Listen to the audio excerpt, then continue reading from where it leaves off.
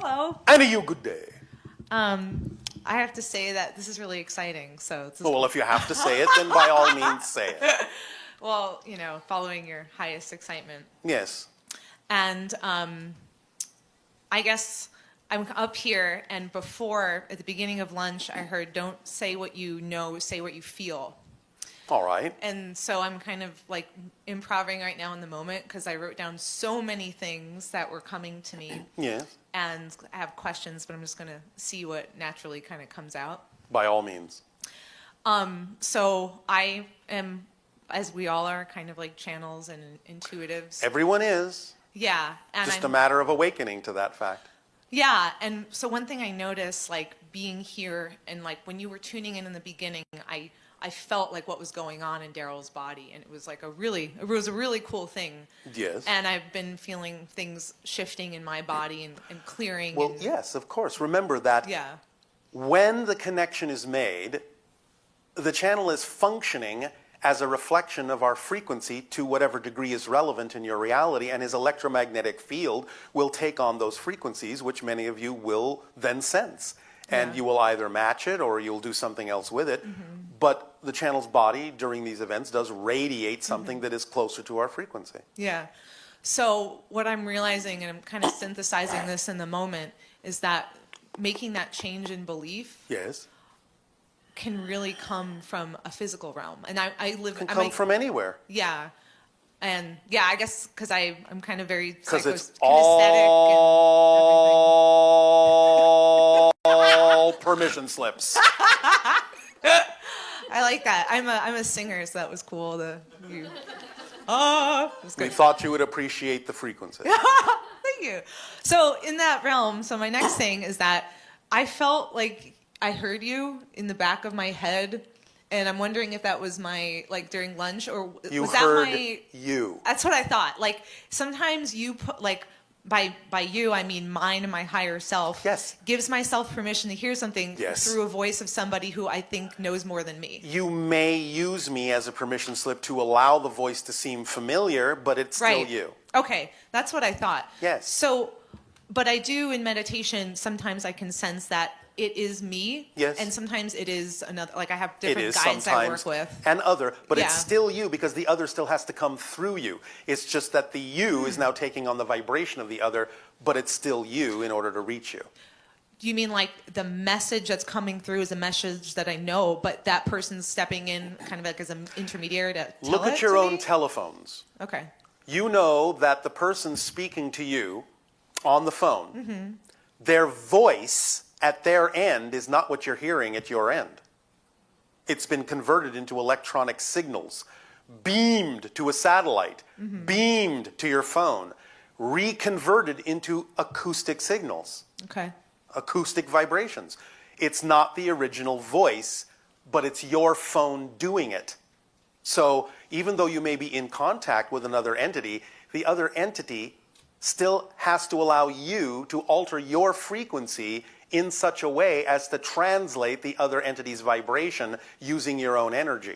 Interesting.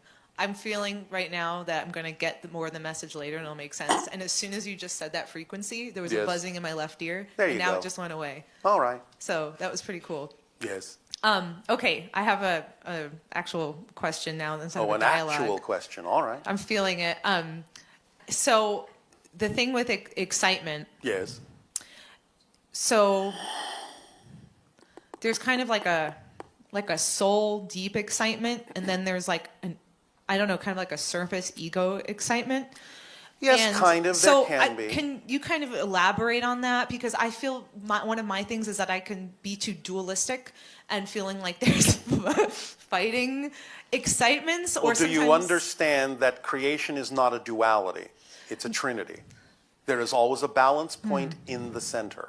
Find the balance point in the center, and you will understand what the differences are in the different frequencies that you are experiencing. Like I'm feeling the different possibilities of excitement? Yes, the different levels, the different expressions of it that are relevant for the different levels that exist. So one thing that I'm hard on myself about is, you have to choose the right one, like the highest one, the best one. And that causes me a lot of anxiety and keeps me from doing things. You will always choose the best one at any given moment that is relevant for you in the level that you're operating on. Well, so with that, there's like the feeling of, oh, this is like not my highest calling or my highest destiny, but I want to do it anyway. And am I interpreting that right, or am I putting a judgment on it? Say it again. Yeah, I don't even understand what I just said, actually. Well, that's a good sign. Well, like, okay, so it's like, I'm going to use a really like... Maybe I should speak a little bit more your language.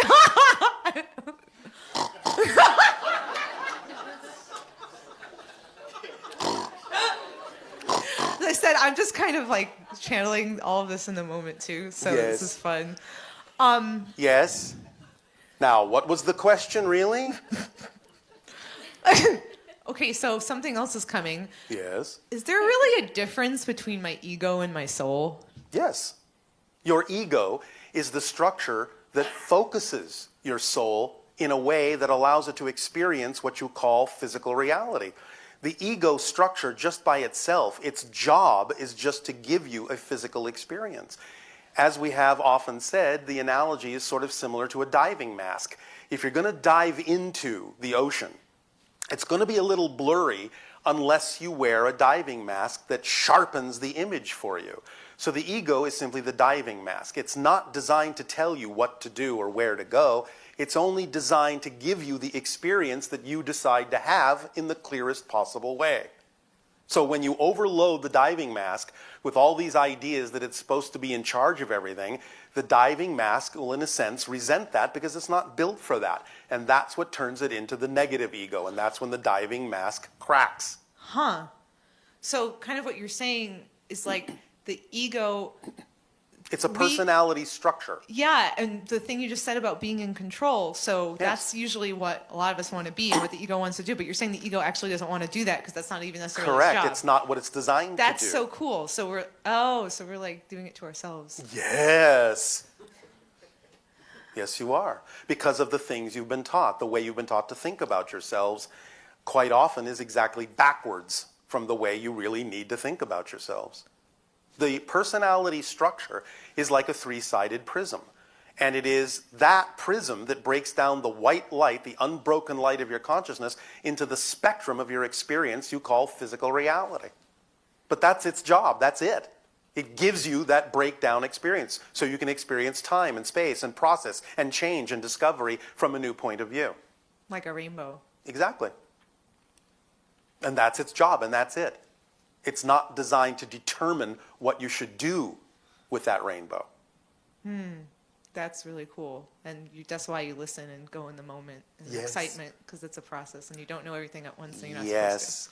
Okay. And you're not supposed to. Even That's if you correct. have intuition, it's like, because that's another thing I'm hard on myself. Like, oh, you should know and blah, blah, blah, blah, but I shouldn't know. Not necessarily. Yeah. You will know what you need to know when you need to know it. Right, right. That's why we in our civilization have absolutely no memory. We just know that we will know what we need to know when we need to know it. And we do. Period. We don't have to remember anything. The information is just there when we need it. Not a second before we need it, but not a second later than we need it. Just there in perfect timing.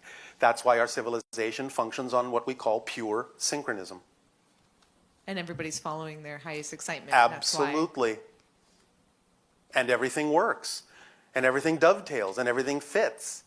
Just again, like if you have a picture puzzle, all the pieces that form that big picture have a certain shape. And only by retaining their real shape do they all fit together to form the big picture. The trouble comes when you try to change the shape of the piece into something it's not. Then it doesn't fit in the picture.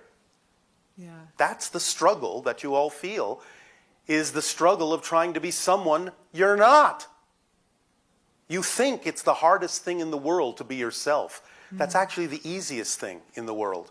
But you've been taught the opposite. So you try all sorts of things that are not you, and you wonder why you're exhausted all the time.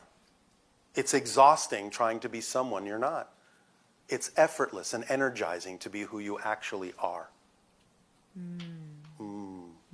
Does that help? That was awesome. I really appreciate it. Thank you very much. as we appreciate all of you. Thank you.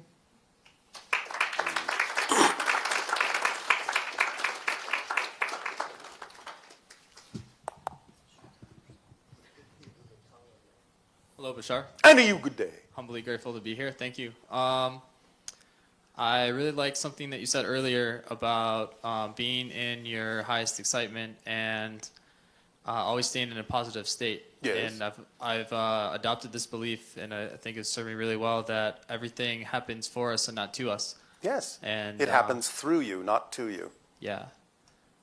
So today's been a lot of really good reaffirmations of lessons I've learned and teachings and stuff like that. One thing I wanted to ask you was, I've been a very lucid dreamer most of my life, and they've been becoming more and more clear. All right. How And, exciting. Yeah. Except I don't know how to translate what I'm seeing or receiving sometimes, so if there's any advice. Well, how does it feel? What state does it put you in? Whenever you can't intellectually figure it out with your physical mind, always go to the vibration itself. What state does it allow you to experience? That usually means that's the state from which you need to act in life that would serve you best. So if you just get into the state, you will know whatever details you need to know. For most of those experiences, the most important thing is the state itself, not the details. Okay.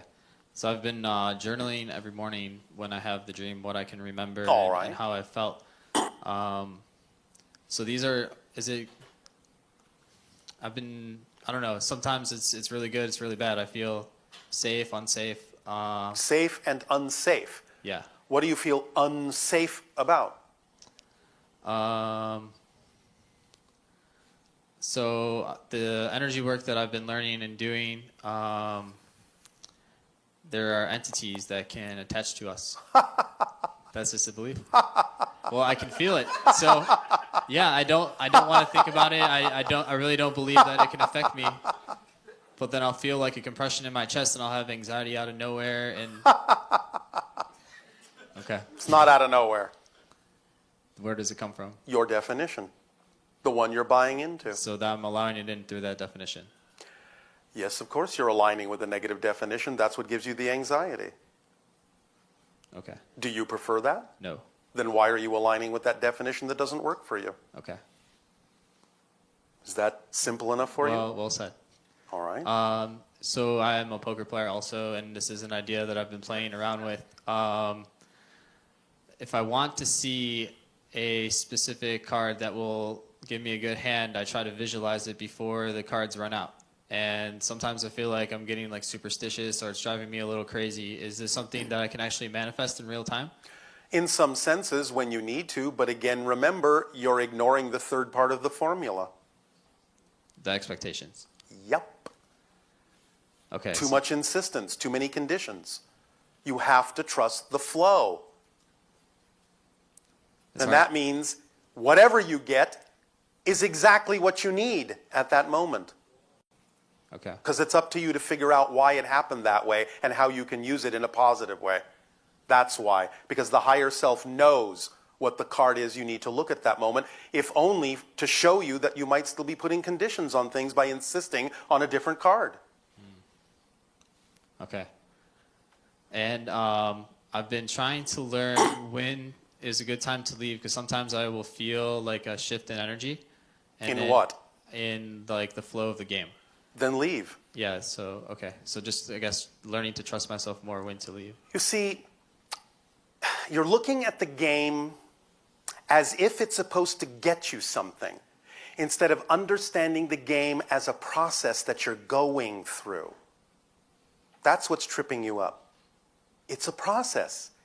And since you can allow yourself to understand that you're enjoying just going through the process, then whatever happens in that process, you have to know is what's serving you.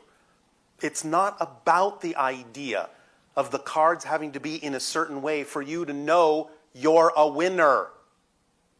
So you may be testing yourself to decide, do you just know that you are a winner in life regardless of the cards in your hand?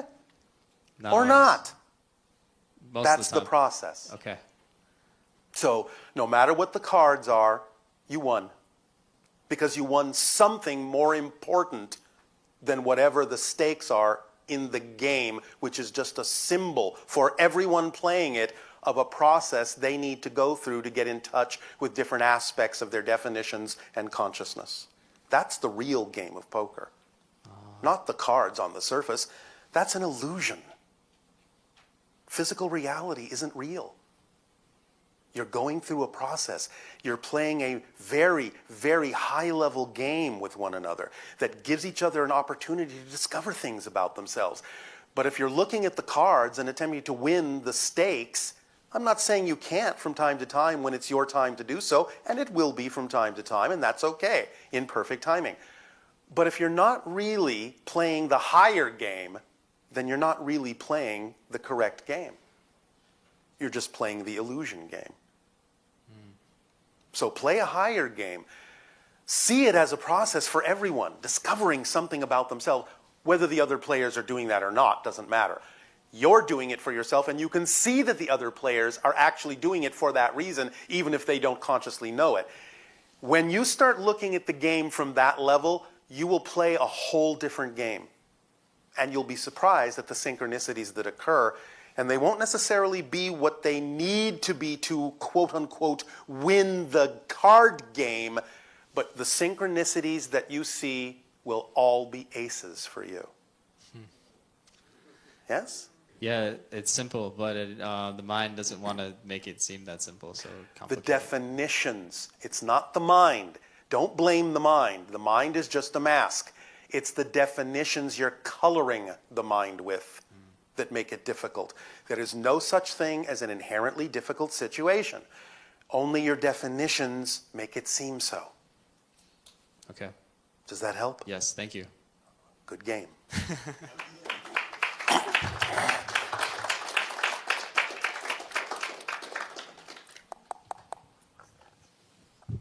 Greeting. And a you good day. The past I think of is not mine from this point. All right. So, but we just use that as reference? You can. Whatever you decide you are now is who you are. If you really, really know that that's true. You can't pretend. You can't cover things up, gloss them over, ignore things that are there for you to look at. But whatever you define yourself to be is how you will experience your life, and that's what creates the idea of the effect of the past on you.